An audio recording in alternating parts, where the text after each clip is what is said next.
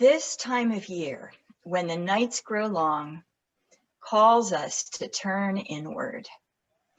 But we also feel a drive to light up the darkness and get busier than ever. That's part of our theme of the month, which is friction. The Advent candles, the lights of Diwali, the miraculous oil of Hanukkah are beautiful in the darkness. They do not deny the darkness, they acknowledge it. They urge all of us to take time to turn inward, to remember, and to face the darkness. Then and only then we can hope to see new visions.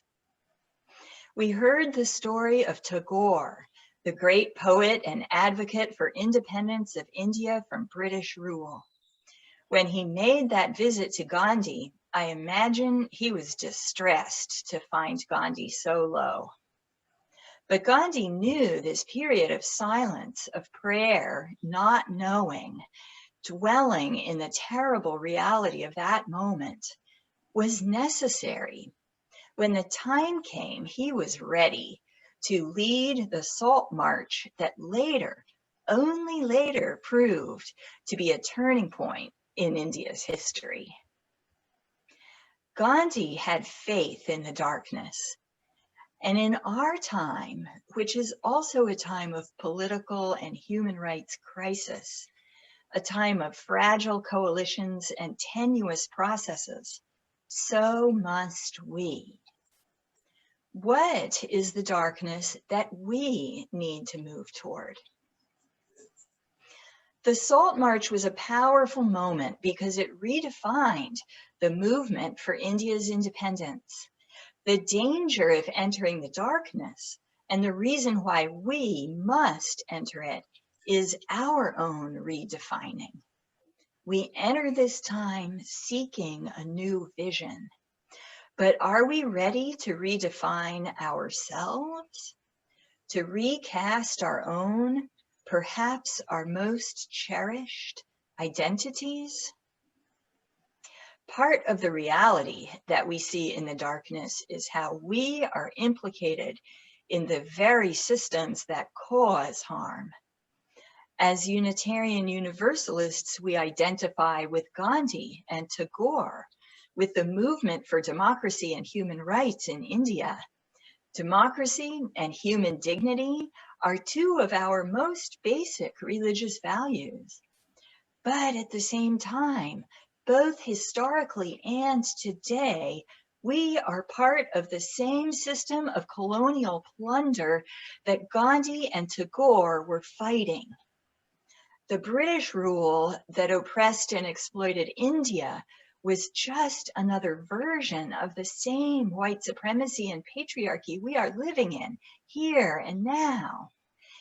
The Thanksgiving holiday is so fraught, and we have not lived up to our own convictions. We are in darkness because we are tangled and meshed in the most broken parts of the interdependent web of life. We say we affirm and promote respect for the web of which we are a part.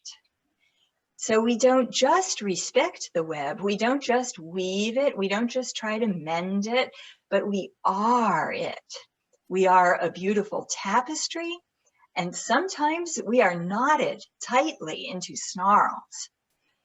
And we have the capacity to relax, loosen our grip, breathe a little deeper, and come undone.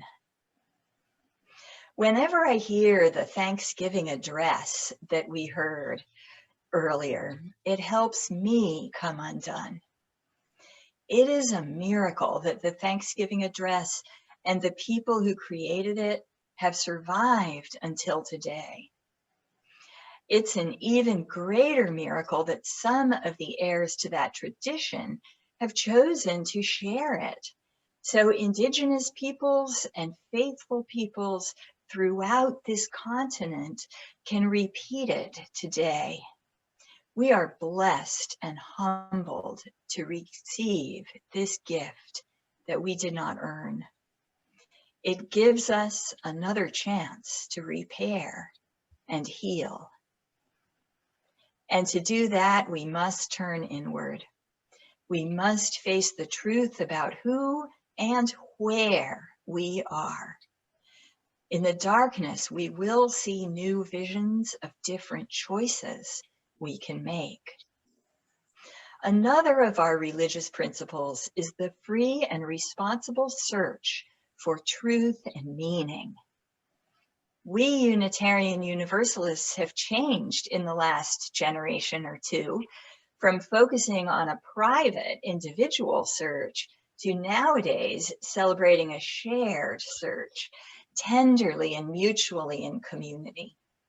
Sharing the search for truth draws us toward one another, but we have much further to go into an even greater covenant, a greater love that transforms freedom into collective liberation. But now is not the time yet for that prophecy. It's winter. Gandhi was low and silent during the winter. He did not start the Salt March until spring. It's paradoxical that we must turn inward into solitude and mystery on the way to outward action. That's the friction again. We want results. We want a plan and tactics.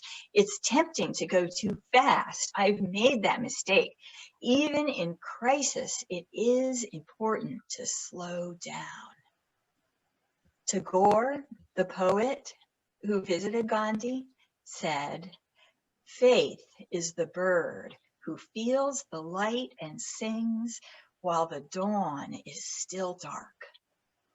Sometimes the night is long and faith is hard to keep. We can't see far ahead. But the sunrise, when it finally comes, is miraculous. The experience of hearing the Thanksgiving address is miraculous.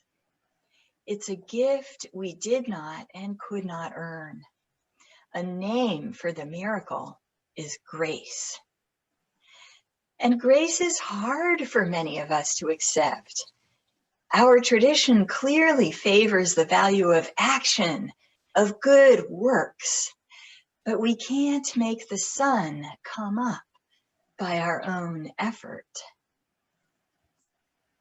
Recently, in a job interview, I was asked to discuss a time when I dropped the ball, how I handled it when I didn't perform well. Of course, I didn't like the question.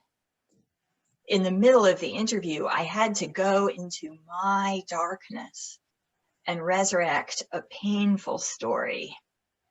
I spoke of when I had failed to deliver on a project that could have, but didn't, net my agency multi-year six-figure funding.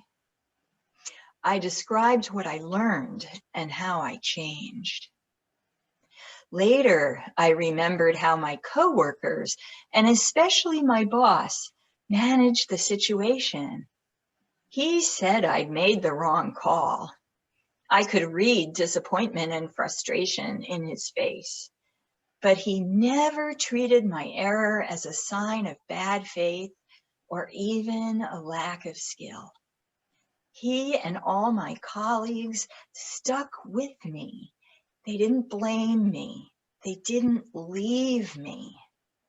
They kept believing in my ability and potential.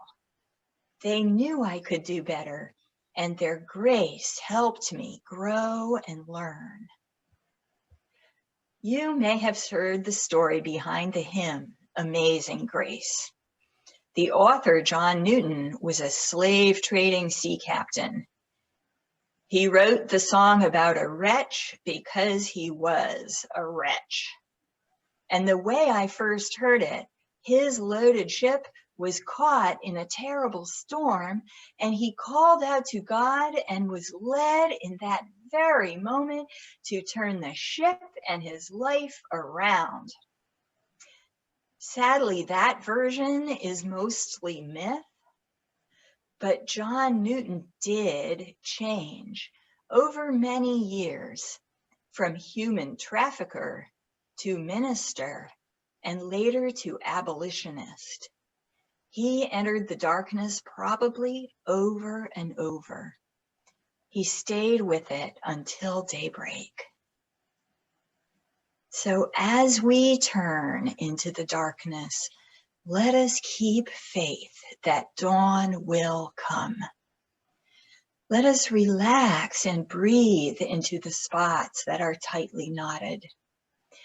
Let us see the truth of who we are, where we are, and what are our real possibilities. When the sun comes up, we will be ready to leave behind the shackles of the past and step out into a new vision. Let us sing now together, Amazing Grace.